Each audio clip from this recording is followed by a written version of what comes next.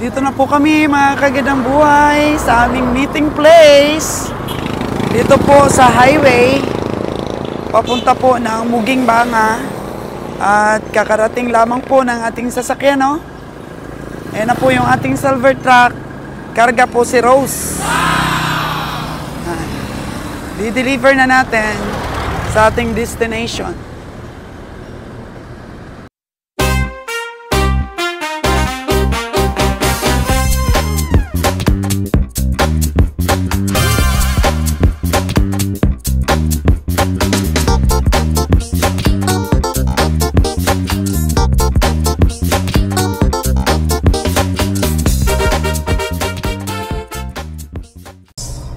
Hello, hello, hello!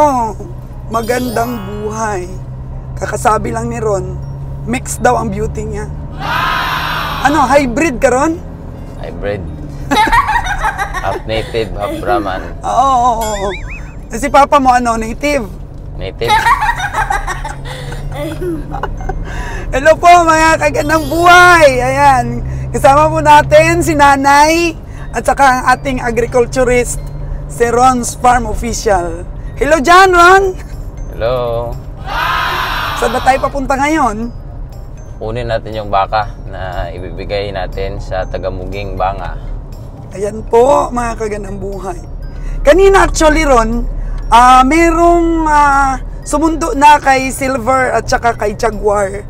Doon po sa pier ng Dumangas. At meron pa pong isa na i-deliver tayo dito po sa lugar namin. I-deliver po natin si Rose, ang babae po nating baka. At kasama po natin si Ron ngayon para po ma-meet natin yung farmer na siyempre na-inspire natin, Ron, na mag-alaga din ng baka dito sa ating lugar. Samahan niyo po kami, mga kagandang buhay.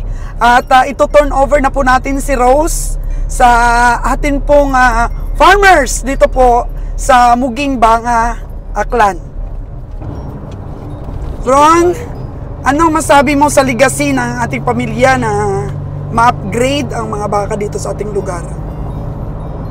Okay naman, magandang advocacy yan para ma-upgrade dito yung mga baka at kumita kahit paano yung mga farmers. Di sila nag-aalaga na parang konti yung kita kasi kapag upgraded kasi mabilis lumaki at mabilis rin nilang mapapakinabangan yung kanilang siyempre hard kanilang pinaghirapan na pag-aalaga ng baka.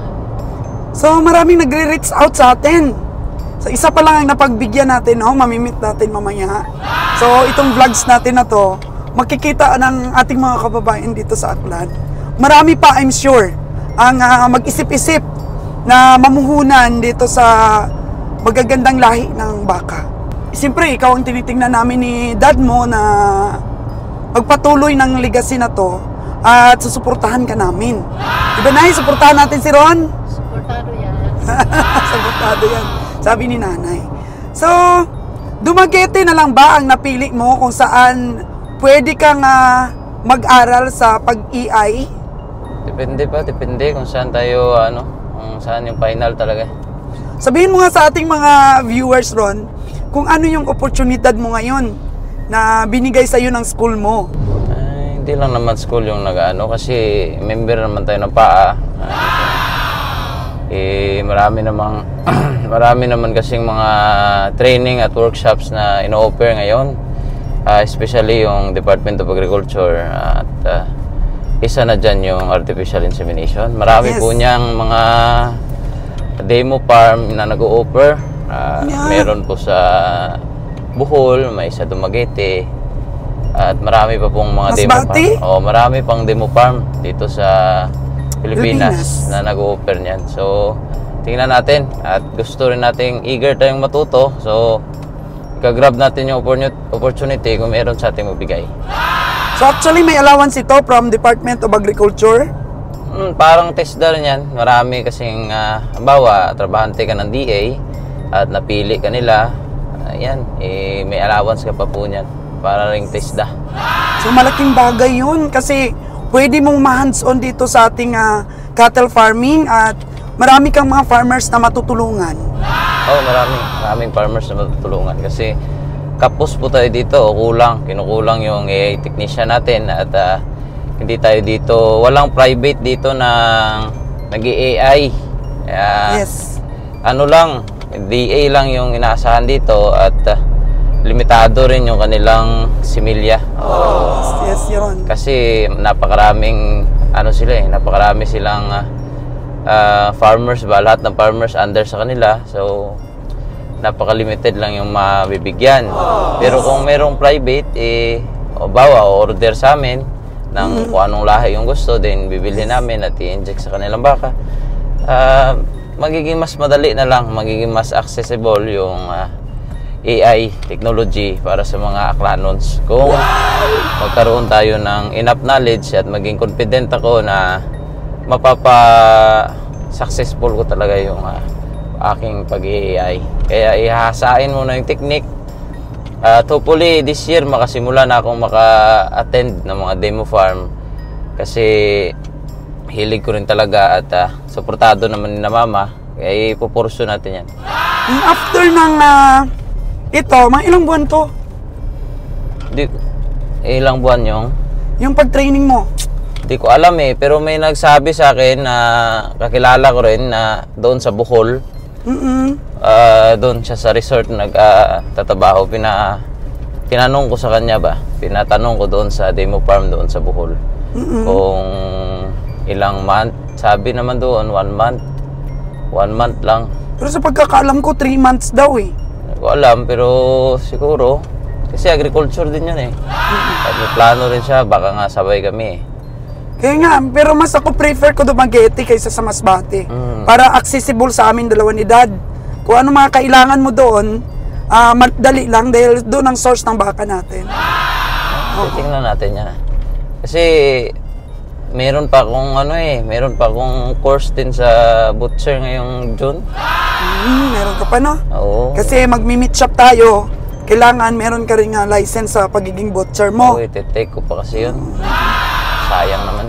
Sayang naman yun. Pero kung di yun matuloy, doon tayo sa AI muna unahin natin. So kagaya ngayon, imi-meet up natin yung didelibera natin kay Rose, isang babaeng baka.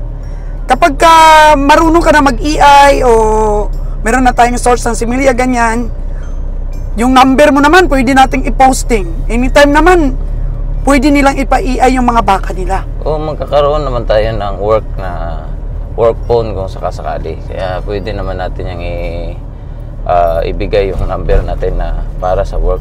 At siyempre, open naman kami. Kilala nyo naman si Mama at ma-open yan.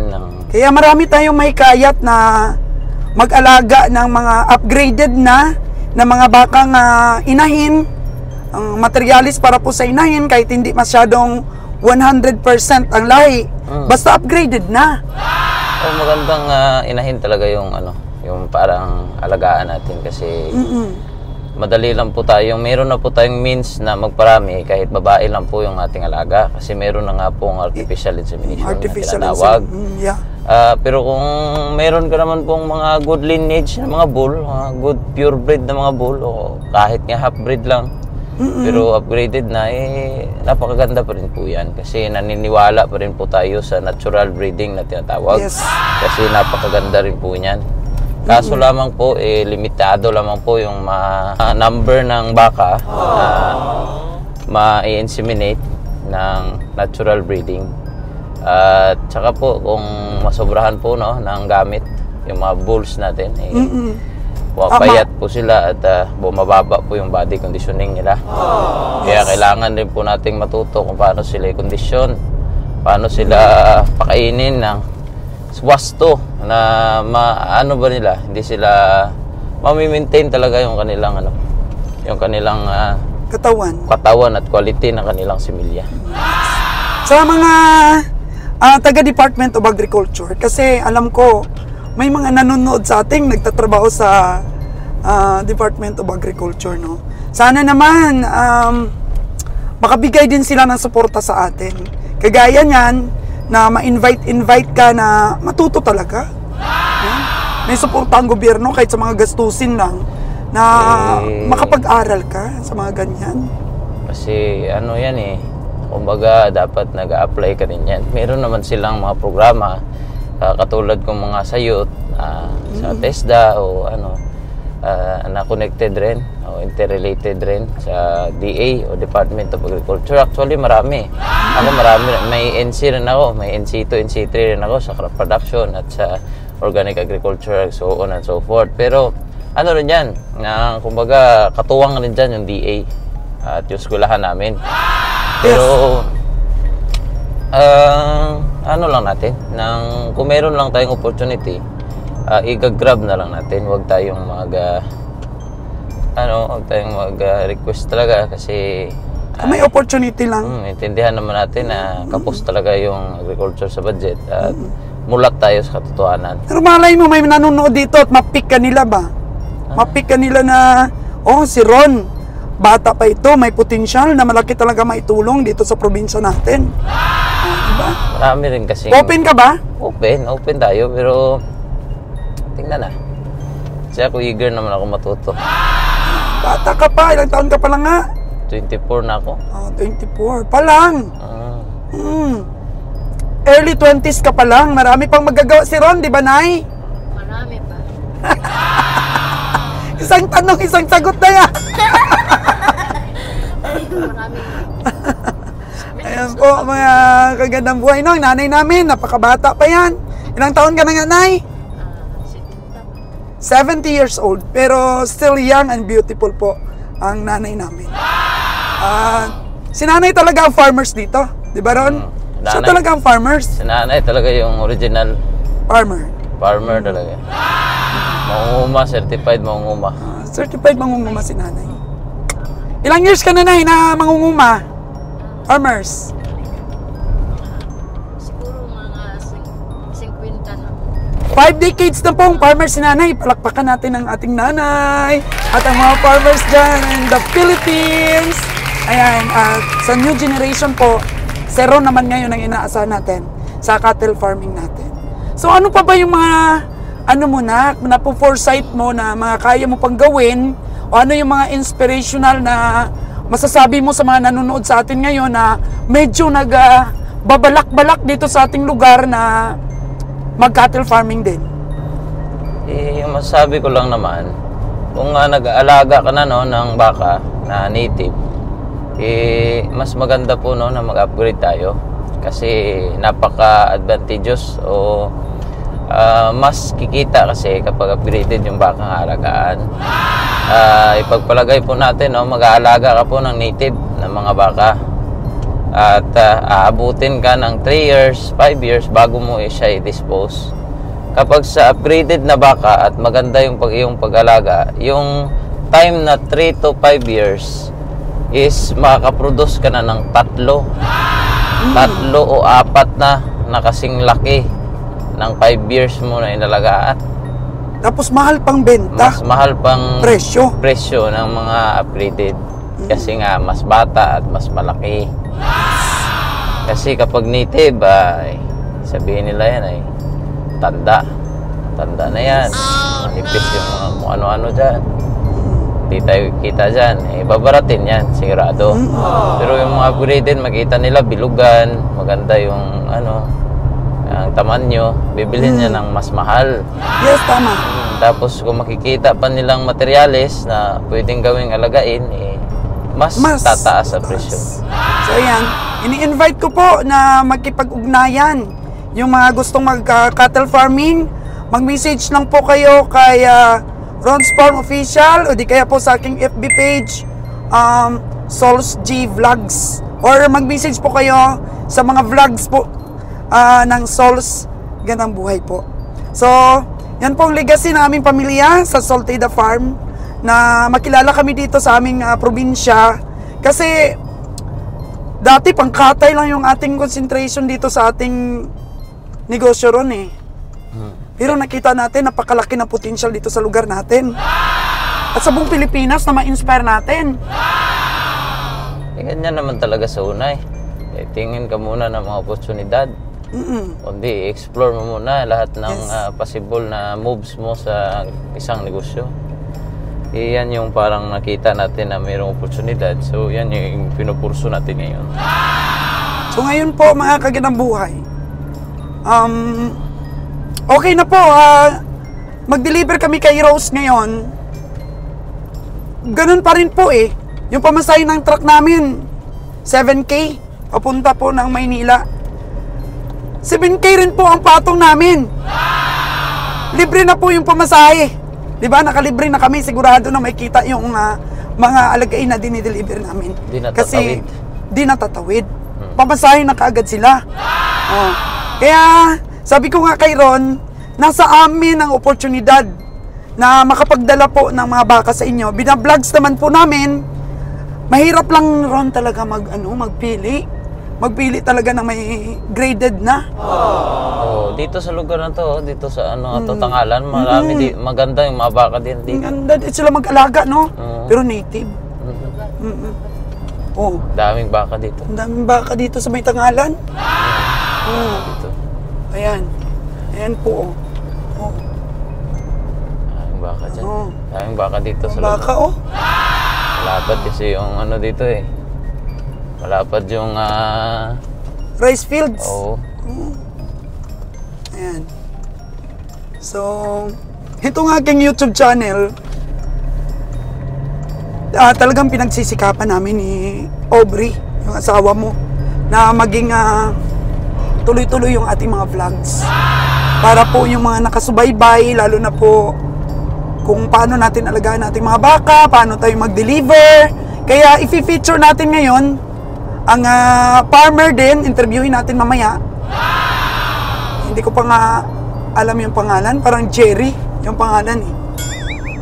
O taga Muging Banga lang. Kung pwedeng makasama tayo sa kanya mamaya, sa kanila, kung matingnan natin yung area niya doon. Tapos makausap, mabigyan natin ng mga inspirational na syempre, pampalakas loob. No, sabihin natin mamaya, mag-aaral ka na sa artificial insemination. Yan. Pwede tayong makatulong sa mga babaeng baka na na-dispose natin dito sa ating lugar. Pwede. I'm so proud of you, bibi ko. Tingnan natin. Hindi pa nga tayo Kung matapos na natin, tingnan natin muna. Pagsikapan ko muna. Kasi lahat naman ng mga bagay na pinaplano, nagsasucess kung pinagsisikapan. Tinatrabaho. Nilalagyan mo ng aksyon.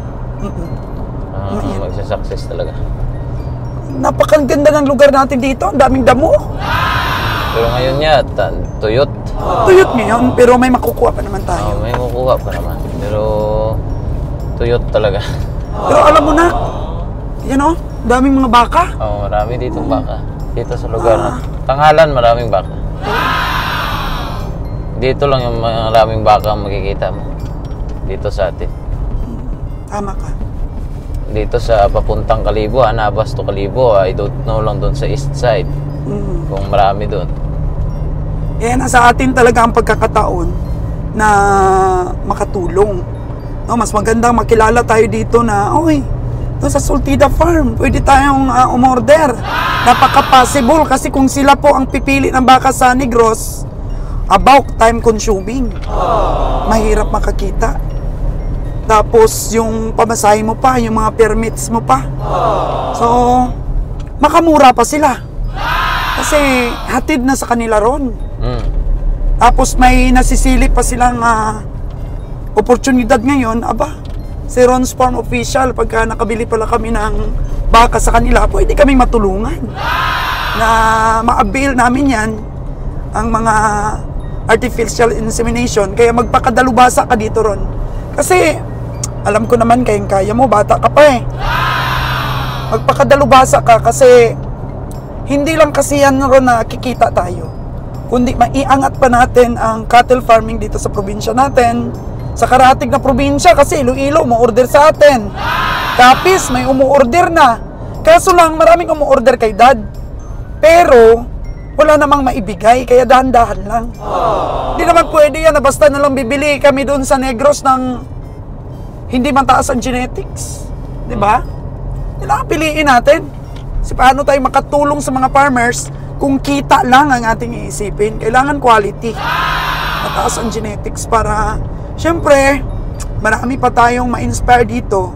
Marami pang magbabago ang buhay. Maraming aangat ang anak buhay. Maging meat quality pa ang ating mga meat dito sa ating probinsya.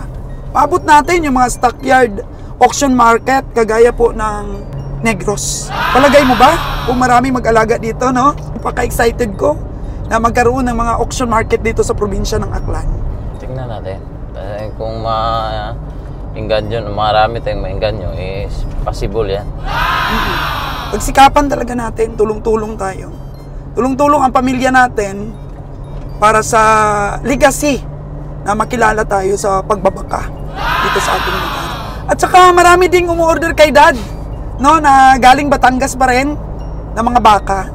So kahapon may tumawag sa akin, taga Cebu. So umorder siya ng 5 babaeng baka from Subel and then isang bull. Pero yung problema dyan, siyempre, kung limited lang naman ang binibigay ng Subel. Subel is mahigpit sila pag babae. Konti lang kanilang nilalabas. Tama ka. Nililet go na babae. At saka pioneer sila sa pagbabaka dito sa Pilipinas. Kasi protected yung kanilang lineage. Protected yung kanilang breed. Kasi kaya masisigurado mo talagang puro yung breed kapag Subel ka bumili. At saka ang dami na nilang naging ano na talaga, tatak na talaga sila dito sa Pilipinas. Dami nilang nabigyan. Kilala na talaga Subel. Dito sa Pilipinas. Pricey lang, siyempre, ang layo. Isipin mo, yung bull nila nasa 120. Ay, ang 20K mo kung malayo ka, kunting-kunti na lang yung matira sa atin yan. May mga permits pa yan. May ano pa kasi, may quarantine pa, may tests. Marami pang test. Daming kasi gastos. Dapat sigurado kasi yan na walang sakit bago nila i-let go. Si Sir Constantino nga, isang kapitan sa barko sa Iloilo, binigyan pa ng tip si Kabiyahing Roger. Ang patong sa pamasahe ni Kabiyahing Roger, sabi niya, nakita ko yung pagod mo sa pagtransport sa baka ko, bigyan kita ng tip. Alam mo kung anong ginawa namin ni Dad sa tip ni Sir Constantino? Binili namin sapatos. Bumili ng 2 branded na sapatos si Dad mo para daw magaan naman daw ang paa na isuot niya yon pagka nagpunta kami sa mga livestock auction. O di ba? Naka-Nike ng 2 nun si Kabiyahing Roger. Kaya yun ang kanyang remembrance din doon sa pag-deliver kay Sir Constantino ng bakang Subel. So, meron namang nagsuputan ngayon. Ang dami talagang mga farm na breeder ron sa Luzon eh. Kasi ano talaga sila doon, nauna sila doon. Dito kasi sa atin sa Aklan is ano tayo, focus sa tourism. Boracay. Yes. Wala nang iba. Lahat dito ng mga tao doon nang gustong magtrabaho, Boracay. Paano ngayon? Umina ng Boracay, doon na sila sa Bohol. Kahit ngayon, Siargao. kahit ngayon mga nag-harvest ng palay sa mga baryo-baryo dito sa atin, doon na lahat sa Boracay. Construction. O tingnan mo, may baka ulit dito. Oo, marami rin dito. Yan. Konti na lang, mga matatanda na lang talagang farmers yung yung nag-aalaga ng mga baka dito sa atin. Himukin natin Wala na. Inspire natin yung mga... Wala na kasing nainganyo kasi puro lugi. Puro lugi. Kahit sa tanim, kahit sa palayan, mapatanim, mapahayupan, konti lang kanilang Baka magre-retire na rin daw si nanay sa tanim. palay. Palagi na lang daw lugi. Lugi. Ganyan yung mga example. Ay naku nanay. Pero nabuhay mo kami nay Palakpakan natin si nanay. Nabuhay niya kami sa pagpapanim po. Rice farming. Yan yung produkto ni nanay si Ron, ang ating agriculturist. At susunod na rin po si Tintin, yung anak namin po, yung anak ko na youngest na babae, susunod na. Ano nga ang kukunin kurso ni Tintin? Bahala siya. Hindi ko siya pinipilit. Pinagpipilian niya kung magdodoktor daw siya sa hayop. Actually, si Tracy sana yan. Pero allergic kasi si Tracy. Naging, si Tracy ngayon? Pharmacist. Pharmacist siya. Oo.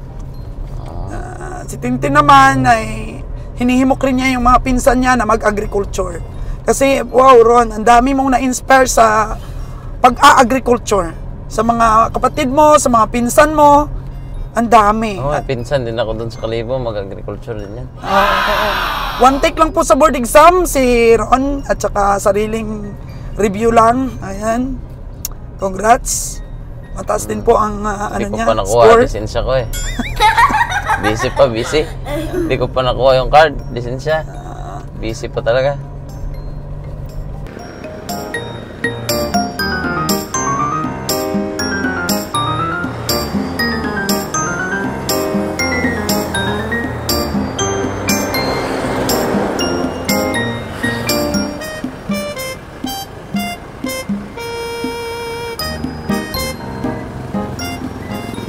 Dito na po kami mga kagandang buhay sa aming meeting place. Dito po sa highway. Papunta po ng Muging Banga. At kakarating lamang po ng ating sasakyan, no? Ayan na po yung ating silver truck. Karga po si Rose. Di-deliver na natin sa ating destination. Medyo maitim po ang langit. Nagbabadya pong umulan, mga kagandang buhay.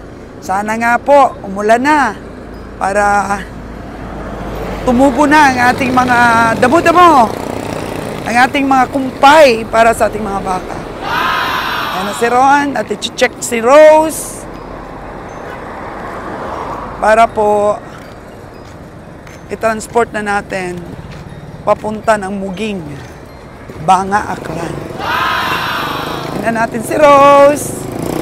Oh, maraming nakahiga sa mga baka natin, Ron, ha? Oh, no! Oh. Okay. Ayan po, yung ating mga baka. 51 po ang nadala nila, nakarga sa truck. And then po, binaba na si Jaguar at saka si Silver. So, 49 na lang sila. Tapos, ibababa si Rose. 48 na lang sila. Pero may ikakarga po tayong baka natin. Ang nanay po ni Avatar, dadali na po natin sa Katayan. Kaya, ang magiging karga po nila sa ating truck ay 49. Papunta po sa Katayan ng Cavite. Tapos si Raymond, ang atin pong tagapainom doon. Yan, kasi po, hindi po tayo pwedeng magkarga ng marami pong alagain dito po sa ating truck, papunta po sa Katayan. Gawa ng malulugi din po tayo, di ba? Mas maganda yung nasa 49 o 50 ang ating pong mabiyahe. Para sulit. Kaya po sa mga nag-o-order, pag medyo marami-rami at nakapag-ipon po kami ng baka, special trip na lang po natin sa ating pong service na 6-wheeler truck. Special lang po. Pero ngayon po, 3 lang ang ating deliver, kaya pa naman na isingit-singit po dito. So, papunta na po sila ng tangalan ito para makapainom at makakain natin mga baka. Ron, dalhin mo na ang bigas nila, Ron, para pagdating sa tangalan ay sila po ay makapagluto. Ayan, chinecheck nila ang ating mga baka. Hello, Dong! Ayos pa ba ang ano nyo, biyahe? Ayos. So, sana si Rose? Yung baka na i-deliver natin? Nakahiga? Wala. Ito? Ito pala si Rose. Ayan, tingnan nyo po. Medyo maluwag po ang pagkakakarga sa kanya.